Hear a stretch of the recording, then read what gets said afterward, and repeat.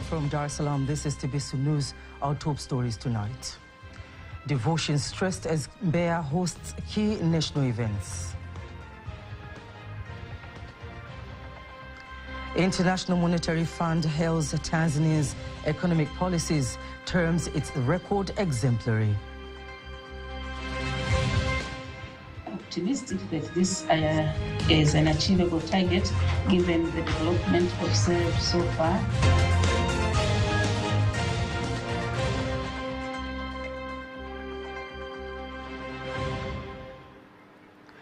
Good evening, I am Kanki Mwegomole. You can also follow us live via our YouTube channel, TBC Online, and also get all the latest news through our Instagram, Facebook, and X pages at TBC Online. Today marks the climax of the Uhuru Torch Race celebrations and the National Youth Day, a momentous occasion that also commemorates 26 years since the passing of the father of the nation, Mwalimu Julius Kambarage Nyerere. The national event is being held in Mbeya City. From Mbeya, Antonia Kivaria has more details.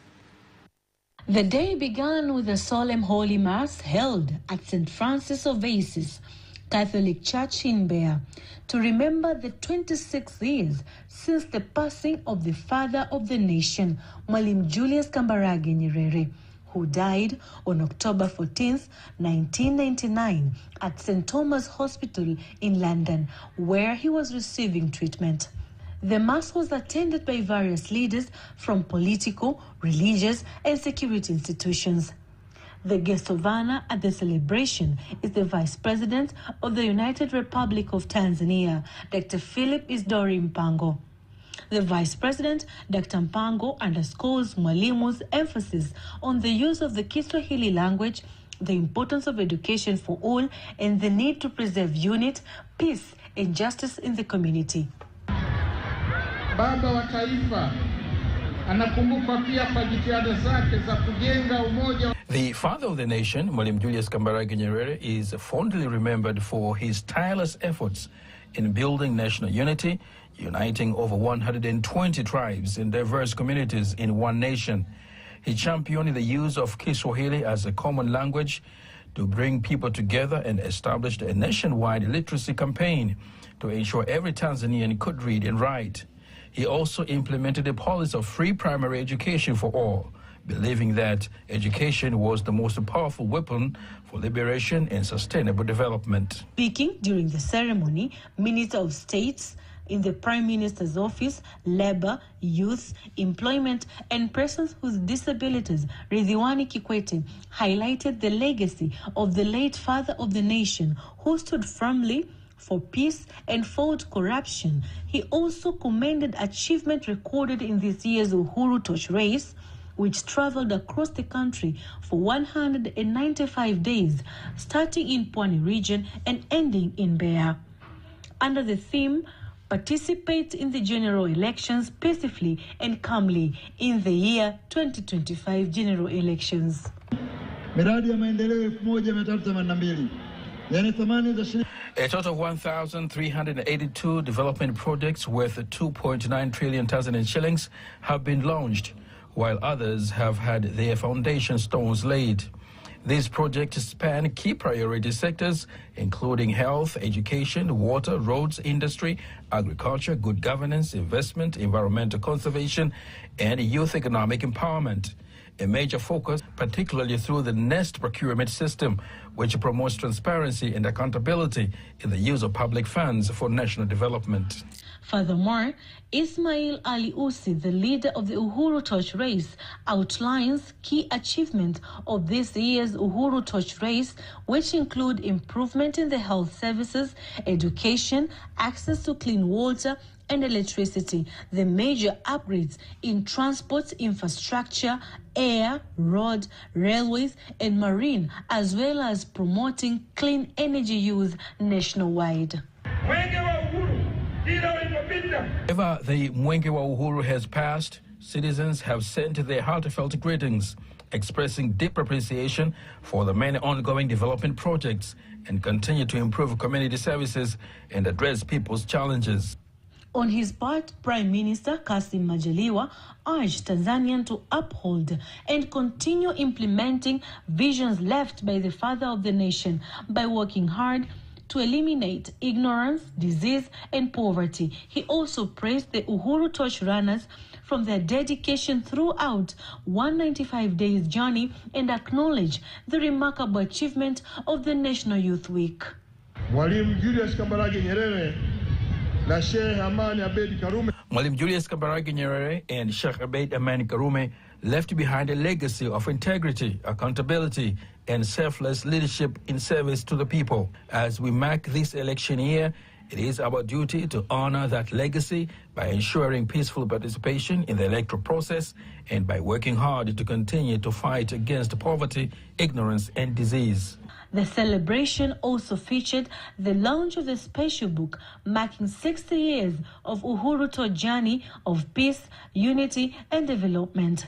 As the nation celebrates the National Youth Day and the Uhuru Torch Grand Finale, Tanzania reflects on the enduring vision of Mwalimu Julius Kambarage Nyerere, a vision rooted in peace, unity, and development. From there, the message remains clear.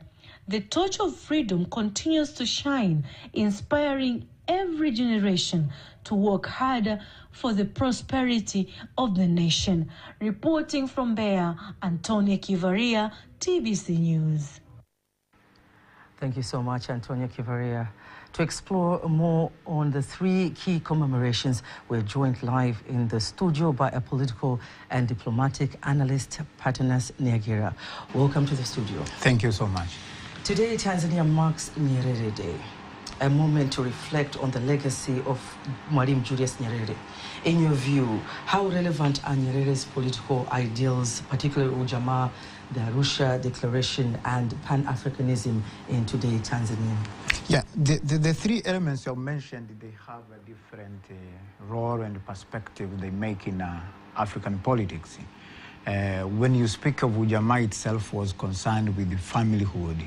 And today, or the current world, we are speaking of the family values, family touch, as an essence of national and community development. So when you look at Africa, it is distinguishing itself to be family-based.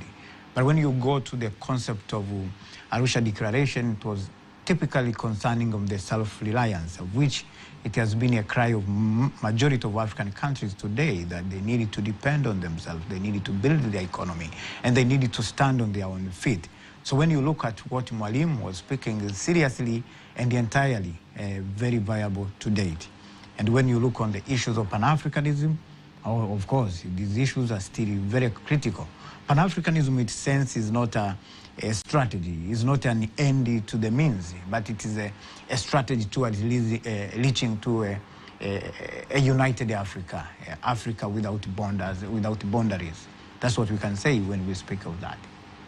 What do you think should be politically and educationally to ensure that his contributions to the nation remains eternal through generations?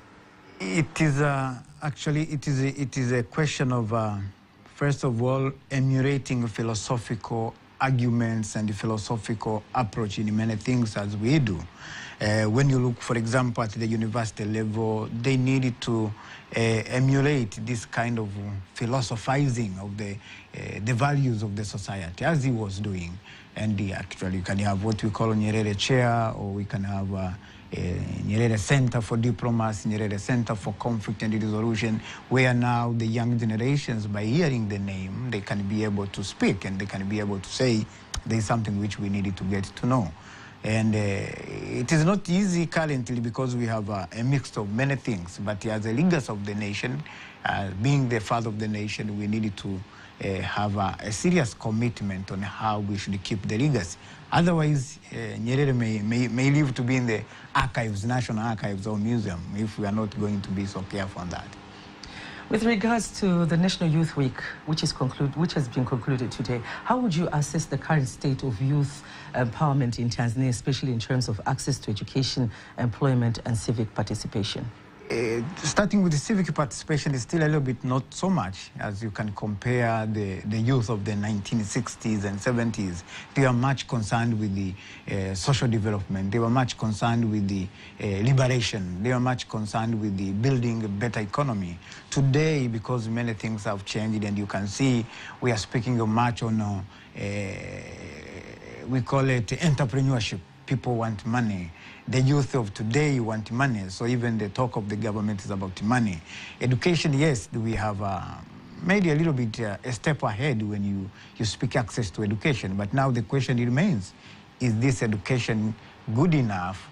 Not just only good enough, but a right and quality education to make these people be themselves, understand who they are, understand the history of their nation, and see themselves on what they can do for the future, Africa in general. So somehow many things have changed, and not bad, we are moving.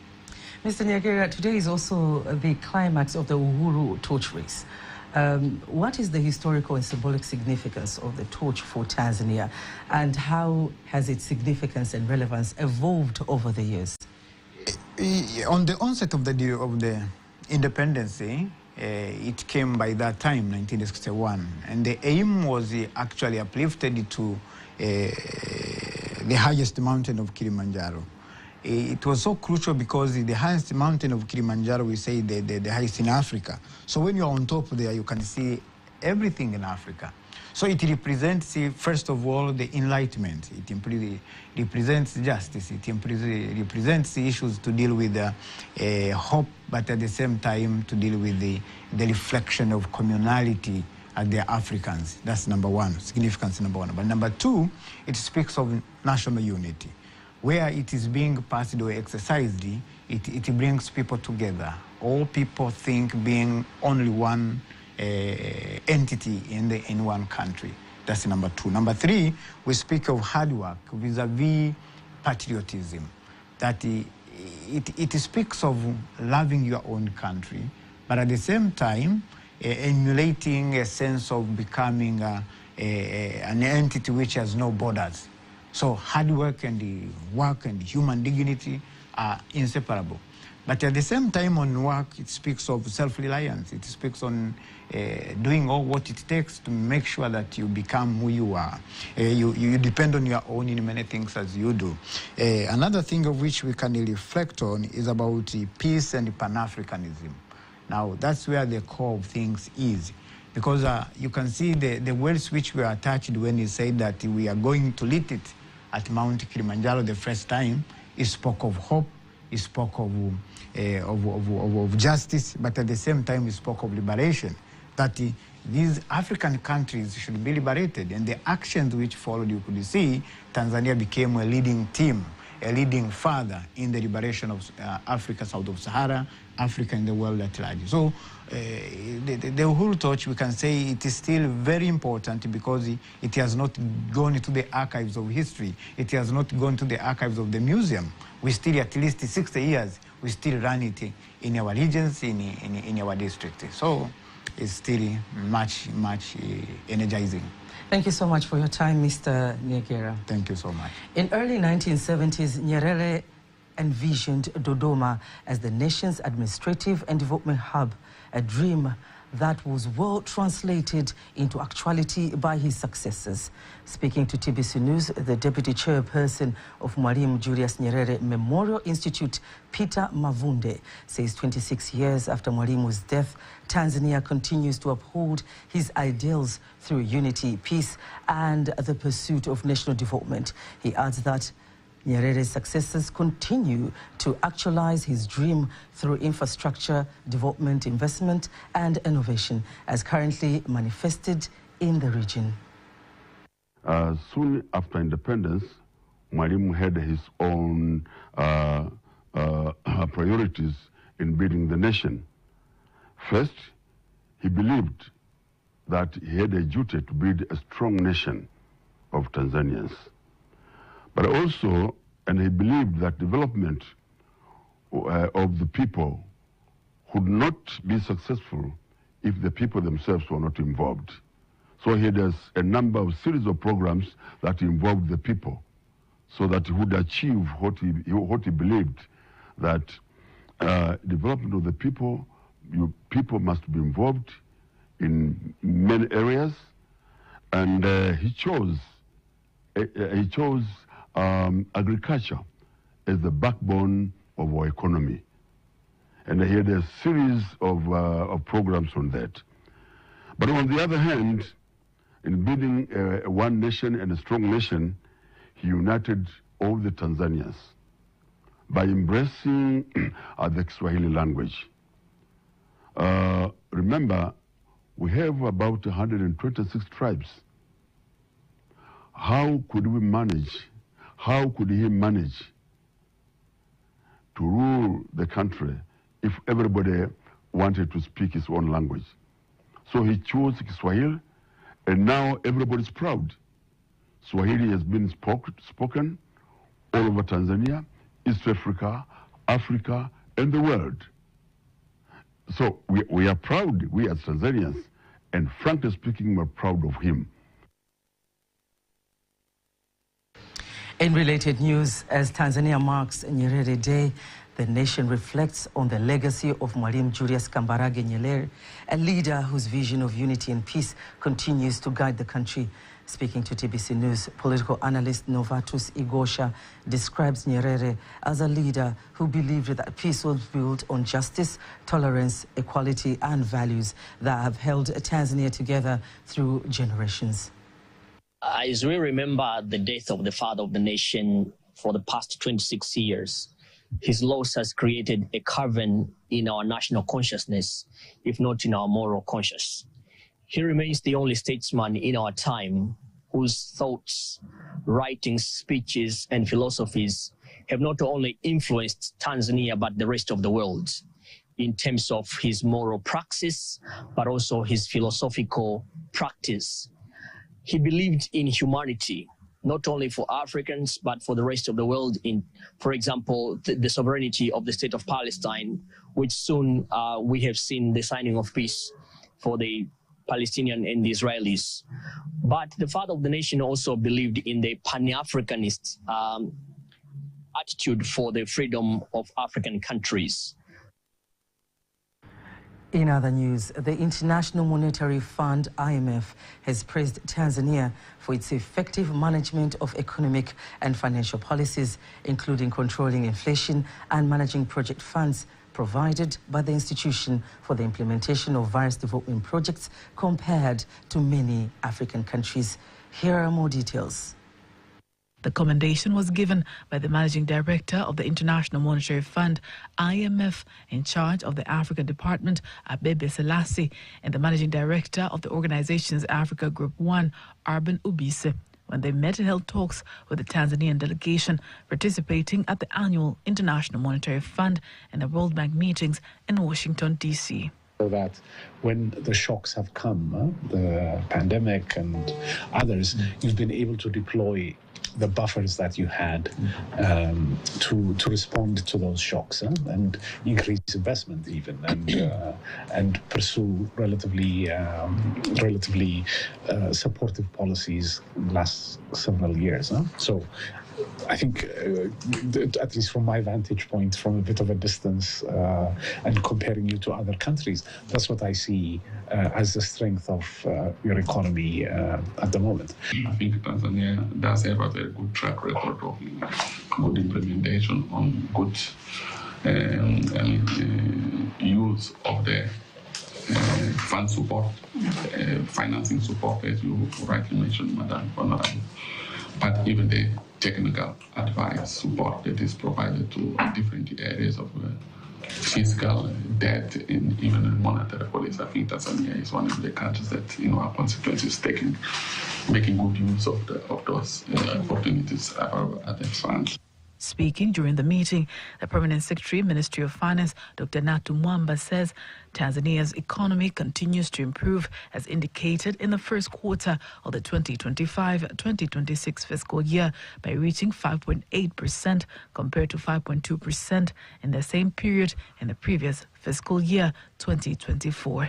The growth was mainly driven by the mining activity due to high global gold prices, electricity generated mainly from the Julius Nyerere hydro power plant and also the financial sector following increase in the use of financial products and services. GDP is estimated to grow at 6% in 2025, and we are optimistic that this is an achievable target given the development observed so far in the first half of 2025. However, in the medium term, 2023-2030, growth is projected to return to its pre-pandemic levels, that is 7%. The bilateral meeting included the Governor of the Bank of Tanzania, Emmanuel Tutuba, the Permanent Secretary, President's Office, Finance and Planning, Zanzibar, Dr. Juma Malik Akil, and the Tanzanian Ambassador to the United States, Dr. Elsie Kanza, as well as other senior government officials. Faida Ngaga, TBC News. Tanzania is one of the major contenders for the World Travel Awards 2025 after being nominated to compete in 20 categories, which involves other 24 candidates, including various institutions and stakeholders in the tourism sector.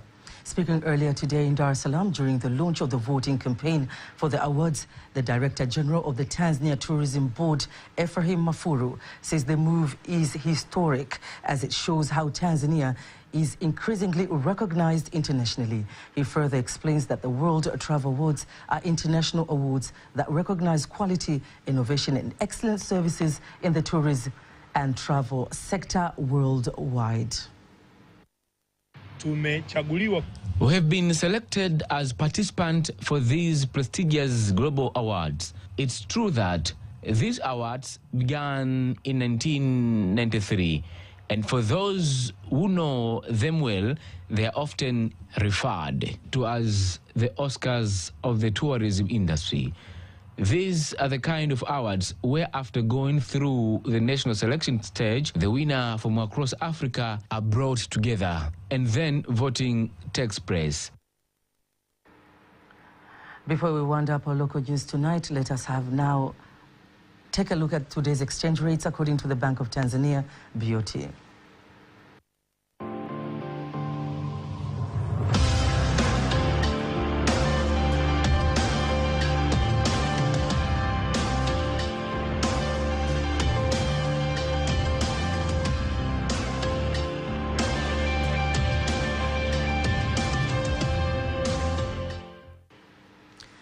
Don't miss TBC News every weekday. Sports News is up next.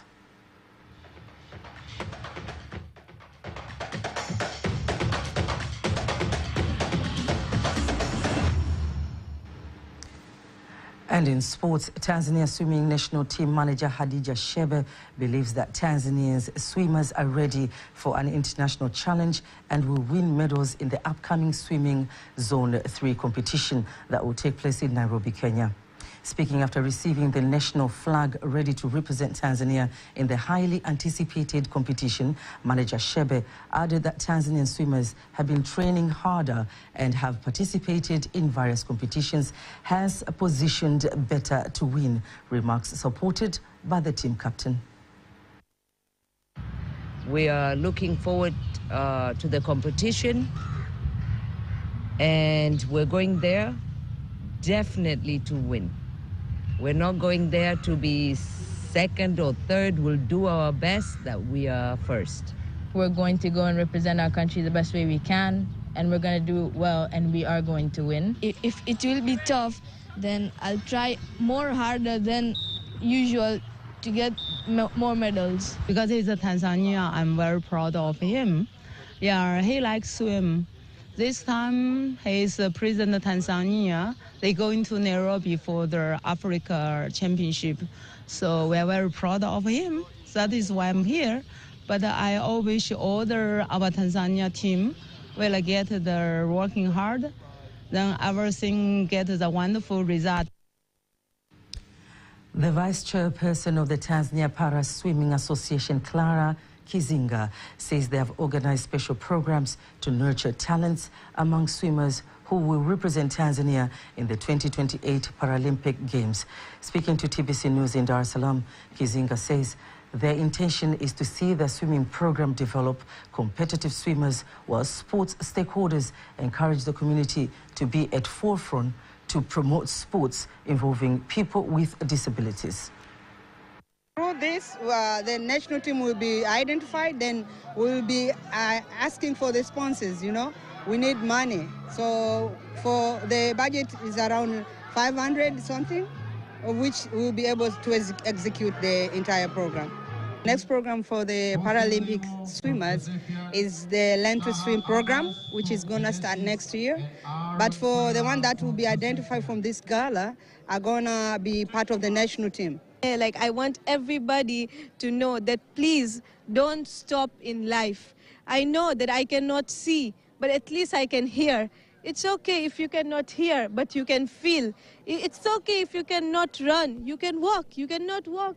You can crawl, but at least you can do something. Then why are you stopping yourself? This is a short life. Take the fullest of it because you are capable of doing everything. And don't think that you are a burden. You are not a burden. You are a hero to yourself.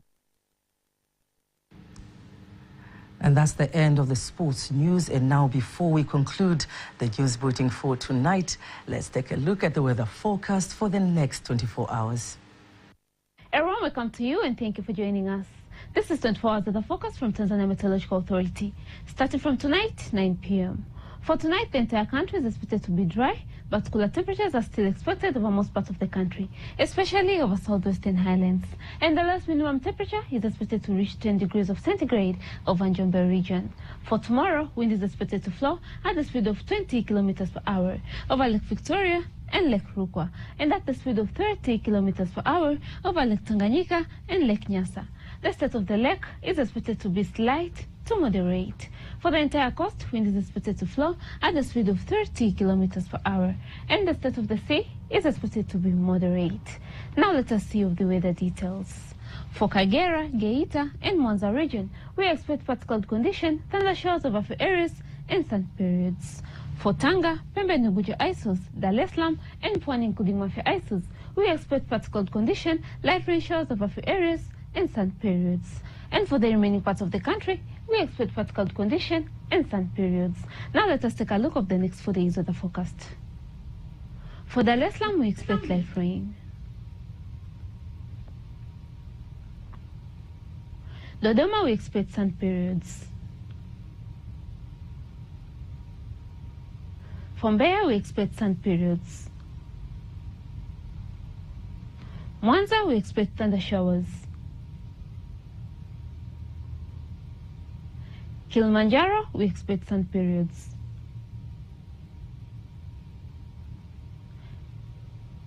Morogoro, we expect light rain. And for Arusha, we expect sun periods. And that's all for today. Make sure to catch up again tomorrow. From Tanzania Meteorological Authority, my name is Mariam Faris. Bye-bye. And that marks the end of the news bulletin for tonight. Don't miss our next bulletin in Kiswahili at 11 p.m. On behalf of the whole team, I am Kanki Mwegomole. Good night.